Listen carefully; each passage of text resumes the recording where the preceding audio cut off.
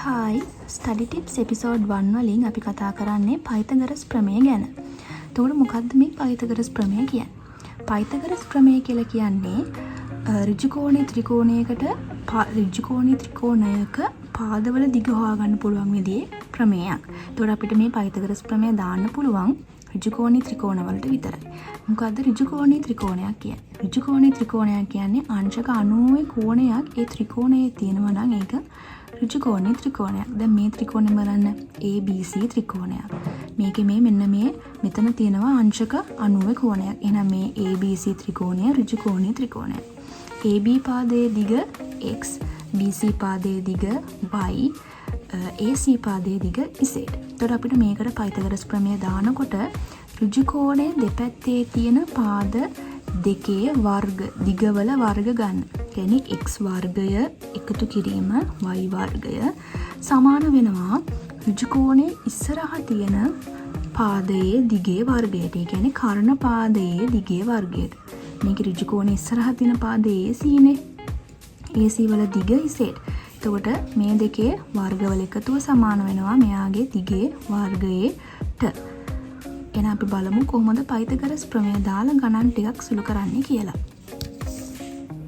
හරි, බලන්න මේ ත්‍රිකෝණයක් තව දීලා තියෙනවා. මෙතන අංශක 90යි. මේ ත්‍රිකෝණයේ ඒකත් ABC ත්‍රිකෝණයක්. මේකේ AB පාදය 3 cm, BC පාදය 4 cm, AC පාදයේ දිග x cm. ඊට මේ x වල අගය අපෙන් අහනවා. දැන් මෙන්න මේ වගේ ප්‍රශ්නයක් ආවොත් ඔයගලන්ට අනිවාර්යයෙන්ම පේන්න ඕනේ මෙතෙන්ට දාන්න ඕනේ පයිතගොරස් ප්‍රමේය කියලා. හරි. පයිතගොරස් ප්‍රමේය කිව්වේ මොකක්ද? ඍජුකෝණයේ දෙපැත්තේ තියෙන පාදවල දිග ගන්න ඕනේ. මේ ර්ජුකෝණයේ දෙපැත්තේ තියෙන පාදවල දිග මොනවාද? 3 cm, 4 cm.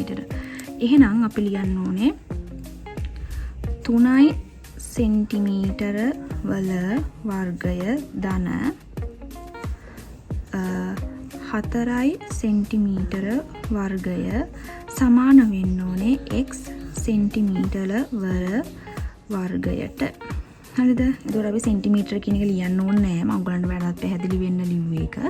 එතකොට 3 වර්ගය ධන මෙහෙම ලියන්නත් පුළුවන්. 4 වර්ගය සමානයි x වල වර්ගය. එතකොට 3 වර්ගය 3 වරක් 3 9යි ධන 4 වර්ගය කියන්නේ 4 වරක් 4 16යි සමාන වෙනවා x වල වර්ගයට. හරිද? එතකොට අපි බලමු 9යි 16යි එකතු කරාම 25යි. ඒක සමාන වෙනවා x වර්ගයට. දැන් මෙතනදී අපි වර්ග මූලය දාන්න ඕනේ. දෙපැත්තටම වර්ග මූලය දානවා. එතකොට මෙතන x 25 වර්ග මූලය වෙලා 5යි.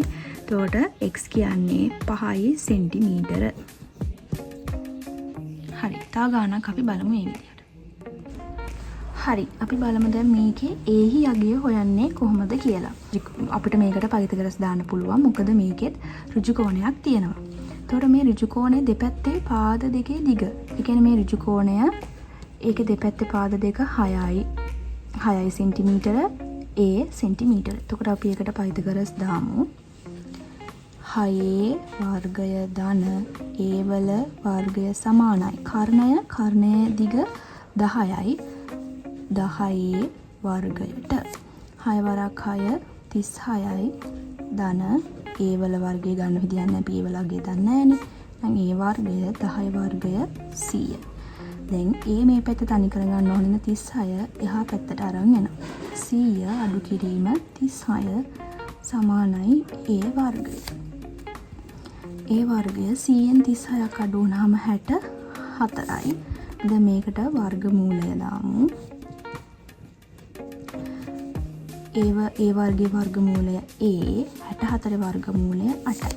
කියන්නේ a සමානයි 8යි සෙන්ටිමීටර. හරි. එතකොට ඔන්නෝම තමයි අපි පයිතගොරස් ප්‍රමේය යොදාගෙන ගණන් සුළු කරන්නේ. ඕගලන්ට වෙන මොනවාම හරි අමාරු පාඩමක් තියෙනවා නම් පල්ලෙහාන් කමෙන්ට් එකක් දාගෙන යන්න. ඊළඟ ස්ටඩි ටිප් එපිසෝඩ්ස් වලින් ඒවා කියලා දෙන විදිහ අරගෙන එන්න. එහෙනම් අදට එච්චරයි. බයි. channel එක subscribe කරන්නත් අමතක කරන්න එපා.